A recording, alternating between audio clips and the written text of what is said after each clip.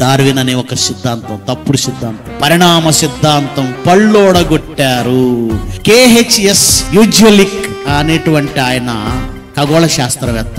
ఈయన ఏమంటున్నాడు చూడండి, మాకు డార్వినిజం అనే ఒక తప్పుడు తనం ఉంది, మాలో ఒక తప్పుడు క్యారెక్టర్ ఉంది. అదేంటంటే డార్వినిజం. ఇది మేము విలపించే సమయం, మేము ఏడవాలి. ఈ డార్విన్ సిద్ధాంతం మా నిత్యం రుద్దుకున్నందుకు మేము ఇది విలపించే సమయం, ఇది రాజుగారి బట్టల కదవలే ఉంది అన్నాడు. 20 ఏళ్లుగా పనిచేస్తున్న పరిణామ సిద్ధాంతానికి ఒక్క ఆధారం కూడా దొరకలేదని, ప్రపంచాన్ని ఎంత కాలం తప్పుదారి పట్టించవచ్చనే విషయం నాకు పెద్ద షాక్. ఫెల్డర్ మ్యూజియం ఆఫ్ న్యాచురల్ హిస్టరీలోని జియాలజీ సిబ్బంది మరియు చికాగో విశ్వవిద్యాలయంలోని ఎవల్యూషనరీ మెర్ఫాలజీ సెమినార్, ఆ సెమినార్లో ఈయన సంధించిన ప్రశ్నలకి ఎవ్వడు సమాధానం చెప్పలేదు. సెమినార్ నా ప్రశ్నలకు నిశ్శబ్దం అనే సమాధానంగా ఇచ్చింది.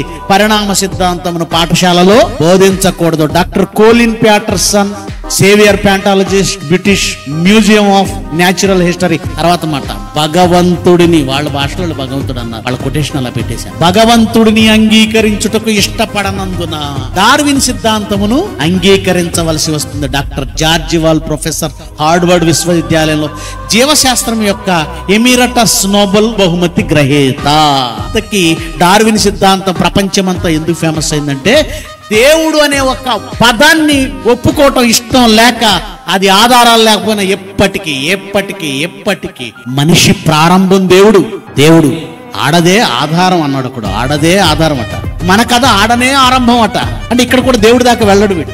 మరొకడేమో మన ఆధారం, మన ప్రారంభం కోతి అన్నాడు. ఆడది కాదు నీ ప్రారంభం, కోతికి రాదు నీ ప్రారంభం, దేవుడు అని తెలియజెప్పడానికి ఒక పాట రాశాడు.